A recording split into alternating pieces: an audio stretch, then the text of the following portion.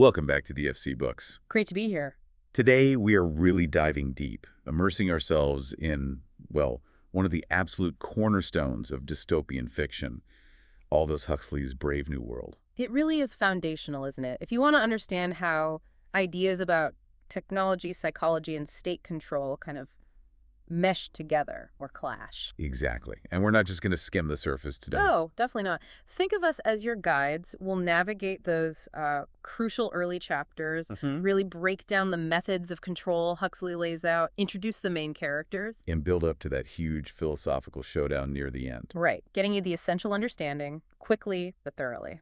So our journey kicks off in London, but it's London AF 632, after Ford. Which tells you everything, doesn't it? Time itself is measured from the Model T. That's the new deity. The whole world runs on this planetary motto: community, identity, stability. Community, identity, stability. And to get how they achieved that stability, you have to start where identity gets, well, literally manufactured. The Central London Hatchery and Conditioning Center. The book describes it as sterile, white, frozen almost. Yeah, that cold, functional, unnatural environment. It's the first big clue. This society is built on science, on mechanics, pushing away anything messy or, organic. And right away we meet the guys running the show. The director of hatcheries and conditioning, the DHC, and Mr. Foster. And they're giving a tour to students. Foster especially, he's just so enthusiastic about it all, treating human production like car manufacturing. Okay, so section 1. Manufacturing humans. Let's really get into this creation process. It's the bedrock, right? Absolutely. Chapters 1 and 2 lay it all out. It starts with ectogenesis. Which is? Basically life outside the womb. The book mentions ovaries being surgically removed, voluntarily for the good of society, of course. Of course. Always for the good of society. That's the first step away from nature right there. The eggs get extracted, kept alive, fertilized in this sort of warm soup, a bouillon bath. They even specify the sperm concentration needed. Yeah. Very scientific. So that's the external womb part.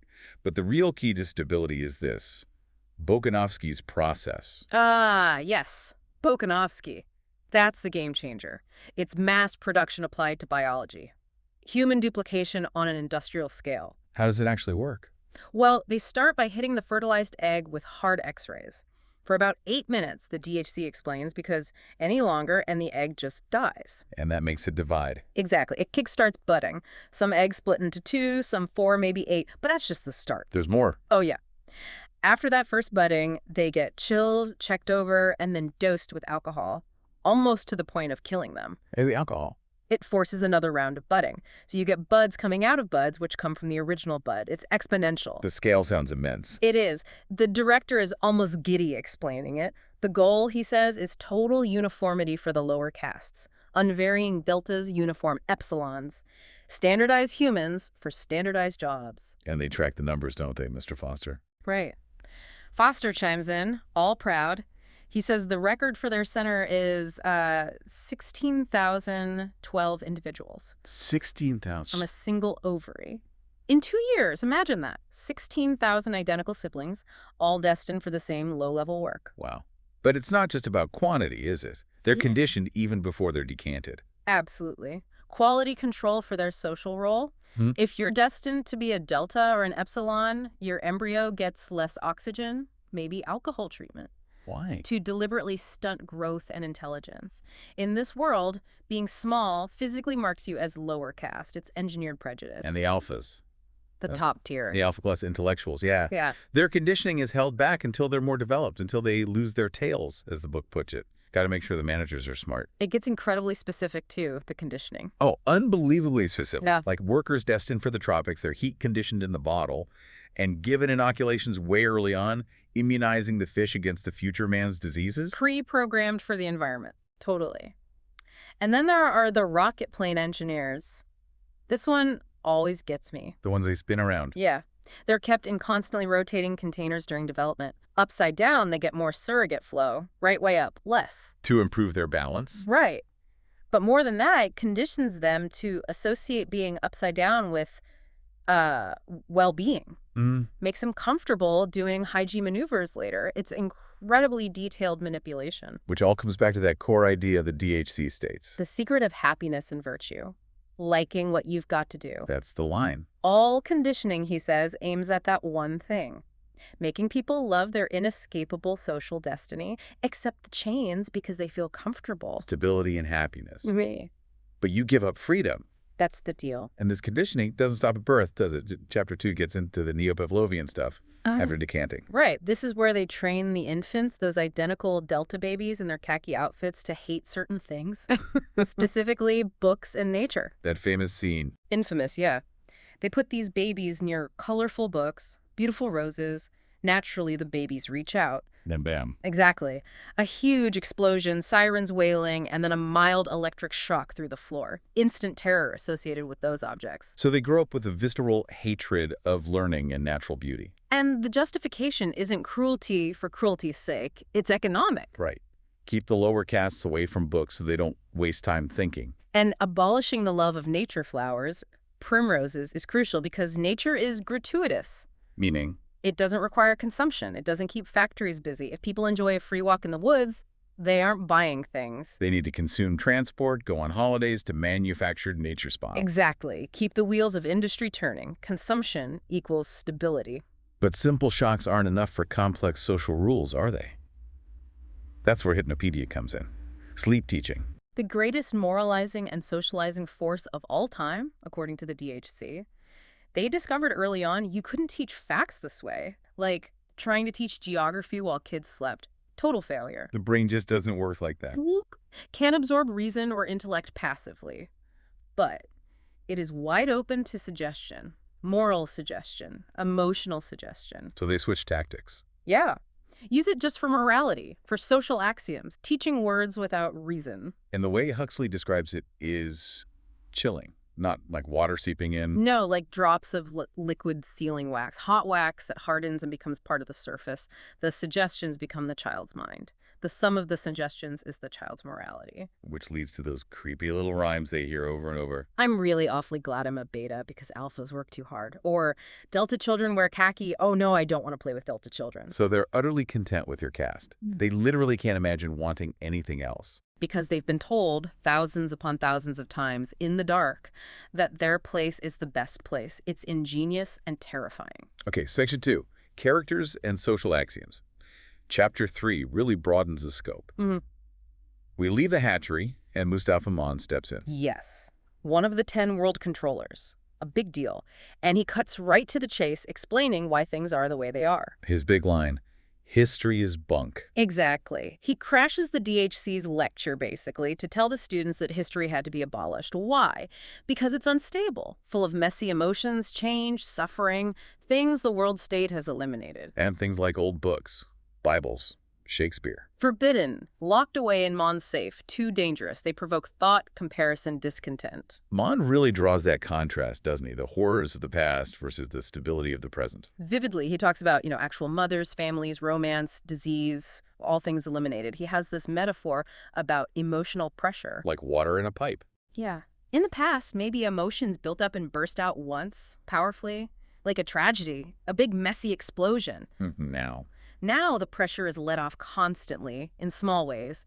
20 piddling little fountains, he calls them, instead of one big jet. Through things like casual sex and soma. Precisely. No buildup means no explosions. No strong feelings mean no rebellion. And it all loops back to consumption. Ending is better than mending. Right. Planned obsolescence as a moral principle. And games. They have to use complex, expensive equipment. Can't have people just playing with sticks and balls. That doesn't fuel the economy. Even the calendar, dating from our Ford's first T model. Ford is God, basically. And sex is, well, it's not personal, it's social. Monogamy is bad. Promiscuity is good. Everyone belongs to everyone else. Repeated 62,000 times in sleep teaching. Hammered home. It prevents jealousy, possessiveness, deep bonds, all those unstable things. So let's meet some people living in this world. Lenina Crown. Lenina. She's introduced as very charming, very conventional for this society. Wearing that green Malthusian belt for her contraceptives. Very stylishly displayed. She seems perfectly conditioned. Almost. She takes her soma before dates, believes all the slogans. But her friend Fanny scolds her, doesn't she? Yeah, for seeing Henry Foster for 4 months. Hmm. Horribly bad form, Fanny calls it. It hints at potential attachment. Which is a danger sign in their world. Mm. Fanny, she's the voice of perfect conformity, gets her pregnancy substitute right on schedule, keeps Lenina in line about being promiscuous for the good of society. And Henry Foster, Lenina's date. Utterly normal. An alpha. Good-humored, obsessed with figures and efficiency, takes his soma, goes dancing at the Westminster Abbey Cabaret, which is now a nightclub, of course. Of course.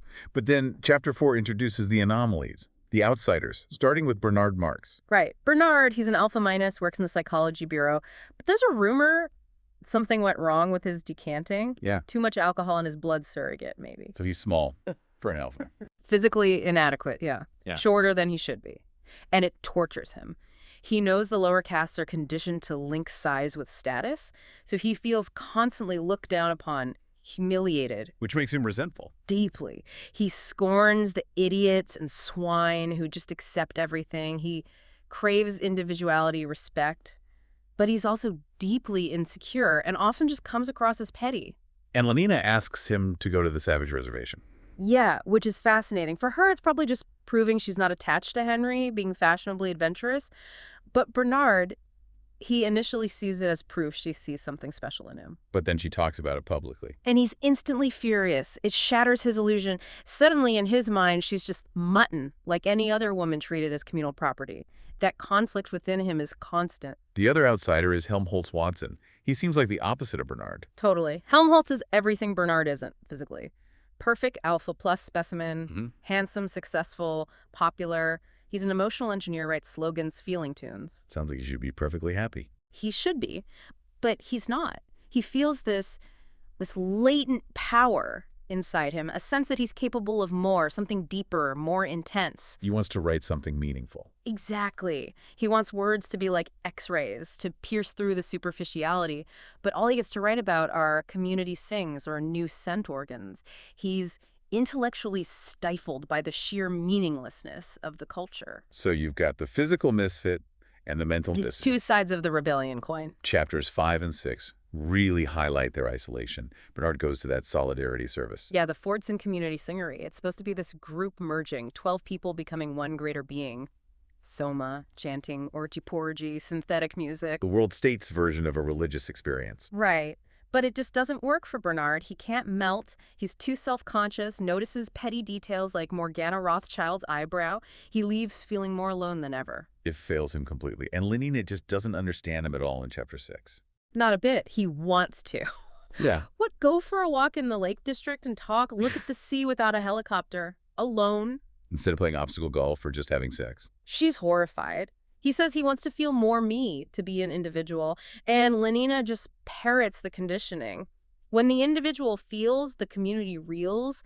Even epsilons are useful. She literally cannot comprehend his desire for solitude or deep conversation. It's like a different language. It is. And then Bernard goes to get the permit for New Mexico from the DHC. And the DHC gets weirdly personal. He does. He lets slip about his own trip to the reservation years ago with a Beta Minus girl. A pneumatic one, he makes sure to add. Who got lost? Yeah, vanished in a storm. And he admits he still dreams about it, about searching for her, a flicker of genuine unresolved pain. Which he immediately regrets showing. Absolutely. He snaps back to being the director and threatens Bernard. Says his behavior is unorthodox, infantile, threatens to transfer him to Iceland. Exile. The ultimate punishment for nonconformity. And Bernard's reaction. And Bernard's elated at first. Yeah. For a moment, he feels heroic. Like the threat proves he's important, a dangerous individual. But that feeling doesn't last long once the reality sinks in. Okay, Section 3. The Savage, Chapter 7. They arrive in Malpais, the reservation. And it's sensory overload for Lenina. She took a big dose of soma for the trip, but even that can't shield her completely. From the dirt, the smell. All of it. Dirt, dust, flies, dogs, unfamiliar smells, and snakes. But the real shock, the thing that truly disgusts and terrifies her, is seeing old age. Because it just doesn't exist back home. Not like this. She sees an old man, wrinkled, bent, toothless. It's impossible in London where everyone stays young looking until 60, then poof, crack, the end. No visible decay. And then she sees the breastfeeding. Oh, yeah. The ultimate obscenity for her, a mother nursing her child She calls it revoltingly viviparous, just completely against her conditioning. They also see that ritual, the whipping. Right, a sacrifice. A young man is whipped by someone in a coyote mask. He collapses, blood is offered to snakes, and this young man, he's different. He's white. John. John. Straw-colored hair, blue eyes. Clearly not native to the Pueblo. And then his mother appears, Linda. And she's not aged well. Not at all, by world state standards, or any standard, really. Bloated, missing teeth, dirty. She's ecstatic to see people from the other place. She hates Malpais. Filth, just filth, she calls it. She's the beta minus the DHC lost. Bingo. Got pregnant, couldn't get an abortion here, had John. She was ostracized by the Indian women because she followed her conditioning, everyone belongs to everyone else, while they practiced monogamy. She mentions Popeye, one of her lovers. John was her only comfort. Yeah. But he was an outsider, too. Shut out from the rituals, the kiva. Linda told him stories about London, this amazing paradise, and she taught him to read. But not from a normal book. No, the only English book she had was her old training manual. The chemical and bacteriological conditioning of the embryo. How ironic is that? But he found something else, didn't he? He did. Someone, maybe Popeye, left behind a copy of the complete works of William Shakespeare. And that changed everything for him. It gave him language, not just words, but language for complex emotions, for suffering, love, betrayal, nobility. Everything the world state had eliminated. Magic, he calls it. Words like remorseless, treacherous, lecherous. He finally had a framework to understand his own feelings. And then Bernard puts it all together. Linda, the DHC's story. John. Tumakin. That was the name Linda used. Right. Bernard realizes John is the DHC's son and sees his chance. Forget Iceland. He decides to bring them back as leverage. Exactly. It's pure opportunism. And John, he's overjoyed. He thinks he's finally going to the paradise Linda described. He quotes The Tempest. Oh, brave new world that has such people in it. Utterly naive. He has no idea what he's walking into. The irony is just crushing. Chapter 10. The payback. Yeah. DHC's humiliation. Oh, it's brutal and very public. The DHC gathers everyone in the fertilizing room, ready to make an example of Bernard, announce his transfer to Iceland. And then Linda walks in. Linda, now looking even more grotesque after being cleaned up slightly, aged, fat, ruined. She sees the DHC and cries out, "Tumakin!"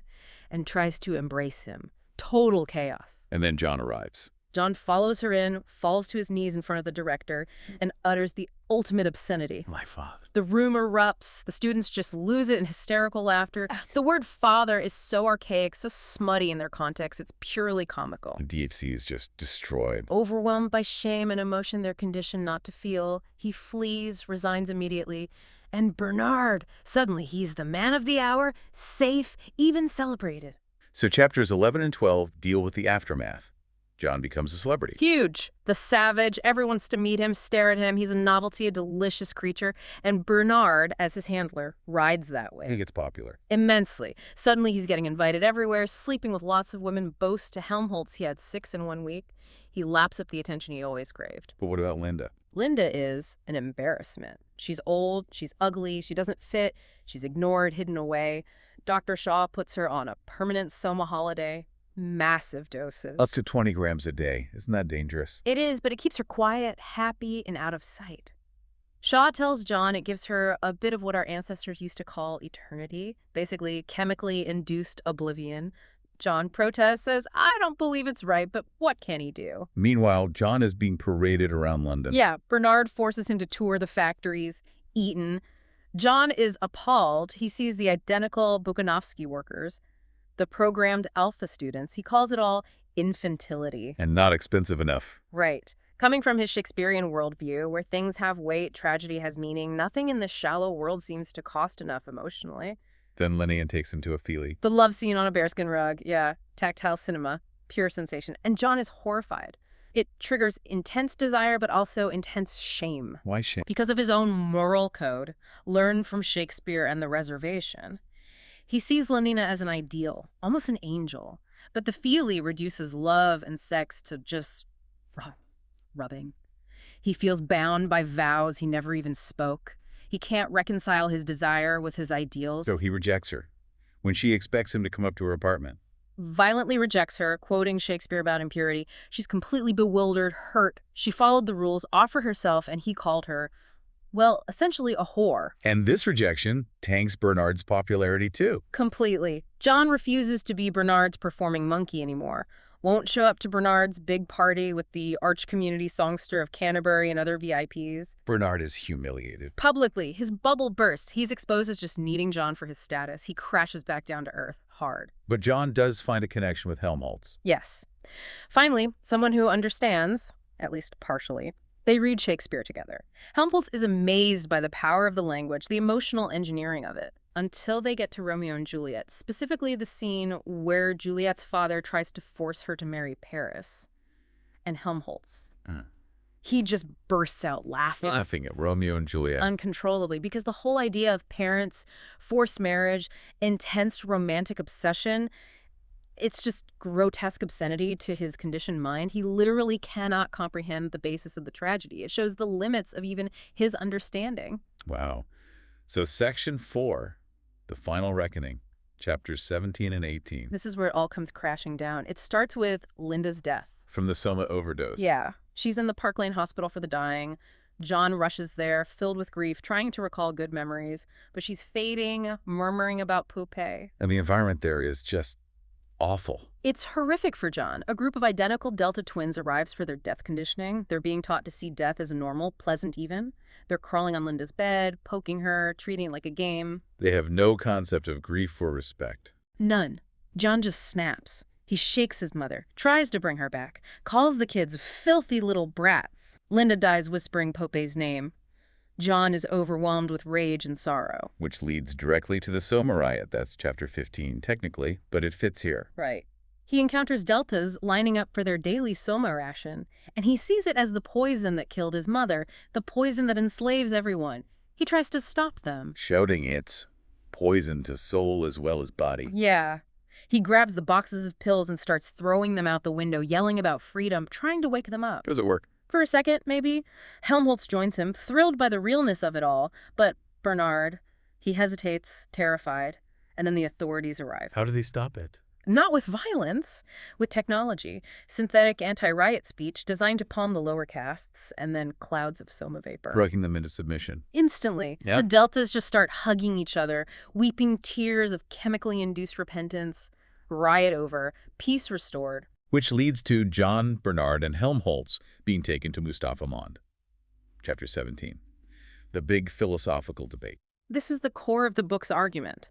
Mond explains why the world state chose happiness and stability over truth and beauty. He defends the caste system again. Yes, citing the Cyprus experiment, the island of only alphas that descended into civil war. He argues that for society to work, you need people conditioned to do and accept different roles. Universal high intelligence leads to conflict, apparently. What about freedom, like limiting work hours? Mond points to another failed experiment in Ireland. Giving people more leisure time didn't lead to art or philosophy. It led to unrest and more soma consumption. People couldn't handle unstructured time. Work, even pointless work, keeps them occupied and stable. And science. Truth.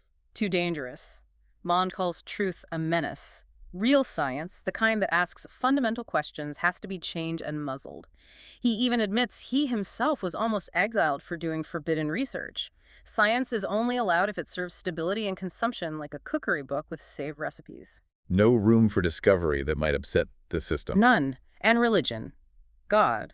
Also unnecessary. Mond argues people only turn to God when they face loss, old age, fear. Things the world state has eliminated.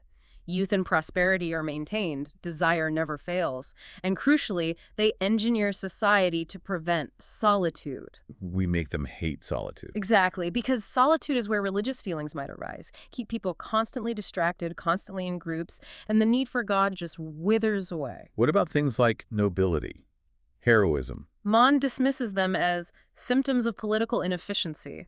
You only need heroes when society's unstable, when there's war, temptation, struggle. The world state has made life too easy for heroism to have any meaning. High art, deep passion, not worth the social cost. But John refuses to accept this. Completely. He throws Shakespeare back at Mond Hamlet's slings and arrows of outrageous fortune. He argues that life needs difficulty, it needs tears. Nothing costs enough here, he says. He wants the struggle. He demands it. And Mond coolly lists exactly what that means. The rights John is claiming. The right to grow old and ugly and impotent, the right to have syphilis and cancer, the right to have too little to eat, the right to be lousy, the right to live in constant apprehension of what may happen tomorrow, the right to catch typhoid, the right to be tortured by unspeakable pains of every kind. It's a brutal list of human suffering. It lays the choice bare. The sanitized happiness of the world state or the messy, painful, but potentially meaningful reality of human existence. And John's response? I claim them all. Wow. And Mon just says, You're welcome. Essentially, fine, go suffer if you want. It doesn't threaten us. so, Chapter 18, the tragic end. Bernard and Helmholtz get exile. Yeah, islands. Bernard sees it as punishment. Helmholtz actually requests a bad climate at the Falklands, hoping the hardship will inspire his writing. But John refuses exile. He wants to escape civilization entirely. Finds an abandoned lighthouse out in the Surrey countryside, tries to live a simple, purified life, plants a garden, makes a bow. Tries to find penance. Yes. But he can't escape his conditioning or his desires entirely. He finds himself singing happily while working, feels guilty, and starts whipping himself to atone for his wickedness, Self-flagellation. which, inevitably, gets discovered. A feely cameraman, Darwin Bonaparte, films him secretly, The savage of Surrey. It becomes a sensation. and his solitude is destroyed. Huh. Crowds arrive in helicopters, reporters, sightseers, treating his spiritual crisis as entertainment. They throw peanuts, chant, "We want the whip." It's grotesque. And then Lenny arrives. Yes. Yeah. In her green shorts, maybe hoping to reconcile. But John is already pushed past his breaking point. Seeing her unleashes all his repressed desire and guilt and rage. He attacks her. Violently. Calls her impudent strumpet. Shakes her, whips her. It's a complete breakdown. And the crowd. They get caught up in the frenzy. It triggers their conditioning for communal activity. They start imitating him, whipping themselves, whipping each other. Someone starts the orgy-porgy chant. And it dissolves into... A horrifying mix of religious penance and mass hysteria. A drugged, violent, sensual frenzy that lasts through the night. John gets swept up in it. defeated by the very thing he was trying to escape. Completely. He wakes up the next morning, remembers what happened, and is filled with utter horror and self-loathing, whispering, "Oh my God, my God." The end is implied, though not explicitly stated in the excerpt. He hangs himself. A truly bleak ending. It is, and it really brings home Huxley's central argument. This world achieves stability, yes, but by systematically denying everything that makes us truly human. Deep emotions, struggle, freedom, art, truth, even the right to suffer. John wasn't fighting for a political system change. He was fighting for the right to be human, flaws and all. Exactly. The right to experience the full spectrum, including pain, because without pain, maybe happiness and nobility lose their meaning. The villain isn't a person like Mond. It's the system itself, the engineered happiness. Enforced by all those methods we talked about. The drugs, the conditioning from birth, the sleep teaching, the constant distractions, the social pressure. It makes you look at our own world, doesn't it? Our own pursuits of comfort, distraction, easy fixes. It absolutely does. Are we sometimes trading depth for convenience? Are we smoothing out the rough edges of life too much, losing something vital in the process? Which leads us to that final thought for you, listening. Imagine that offer was real. Total stability, total comfort, guaranteed freedom from pain, physical and emotional. Sounds tempting, maybe. But the price is your freedom to choose otherwise. Your freedom to choose suffering, perhaps, or difficult truths, or messy, intense, genuine love. What's the real cost of accepting that kind of engineered peace? Something to think about.